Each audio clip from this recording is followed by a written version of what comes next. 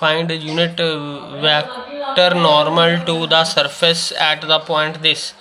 तो ये हमने सरफेस लेना है, तो हमने क्योंकि हमने जो नॉर्मल वेक्टर निकालना है वो हमारा होगा ग्रेडियंट, ठीक है।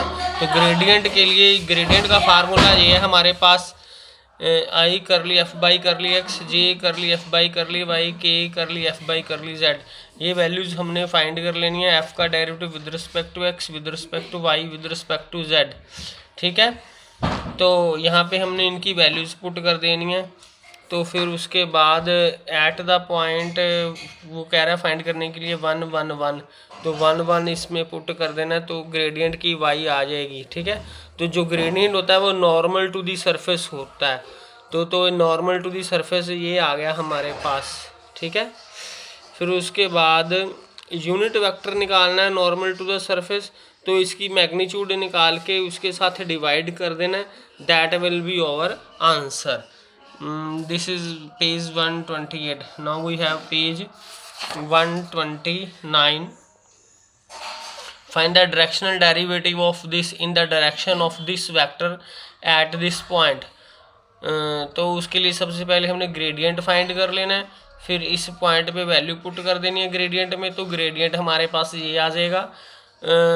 तो यूनिट वेक्टर निकालना है इस डायरेक्शन में, क्योंकि हमने डायरेक्शनल डेरिवेटिव निकालना है इस डायरेक्शन में, इसका यूनिट वेक्टर निकाल लेना है, ठीक है। इसका यूनिट वेक्टर निकालना है, इसकी मैग्नीट्यूड के साथ इसको डिवाइड कर देना है। तो जो रिक्वायर्ड डायरेक्शनल डेरिवेटिव होगा ग्रेडियंट फाई को ए डॉट कर देना है, डॉट प्रोडक्ट इसका इसके साथ डॉट प्रोडक्ट कर देना है। डॉट प्रोडक्ट का फार्मूला आपको पता ही है कि ये वाला फार्मूला होता है, ठीक है। ये वैल्यूज हमारे आंसर आ जाएगा। फिर उसके बाद है next, find the values of the constants so that the directional derivative of this at this point has maximum magnitude in the direction parallel to z axis. तो उसके लिए हमने क्या करना है, ग्रेडियंट फाई निकालना है ना। इस पॉइंट पे हमारे पास ग्रेडियंट फाई आ गया, तो हमें पता है कि जो डायरेक्शनल डेरिवेटिव मैक्सिमम होता है along to the normal to the surface होता है, ठीक है।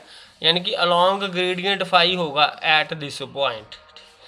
जो डायरेक्शनल डेरिवेटिव है मैक्सिमम अलोंग द नॉर्मल, तो नॉर्मल क्या है हमारा ग्रेडियंट, तो ग्रेडियंट की हमने वैल्यू पहले ही फाइंड कर ली है। तो since the directional derivative is given to be maximum in the direction of z axis, तो जेड एक्सिस में लेना है, तो इसका मतलब इसके कोफिशिएंट है आई जे के, इसमें हमने सेपरेटली 0 ले लेने हैं, ठीक है। क्योंकि जेड एक्सिस में आई जे को हमने लेना नहीं है, के को लेना है, ठीक है। तो इसका मतलब इसके कोफिशिएंट आई के, और क्योंकि जेड एक्सिस के पैरेलल तो सिर्फ ये वाली टर्म चाहिए हमें, तो ये वाली टर्म्स को हमने 0 ले लेना है, इनको 0 पुट कर देना है। यहाँ से हमें ए बी सी की वैल्यू फाइंड कर लेनी है।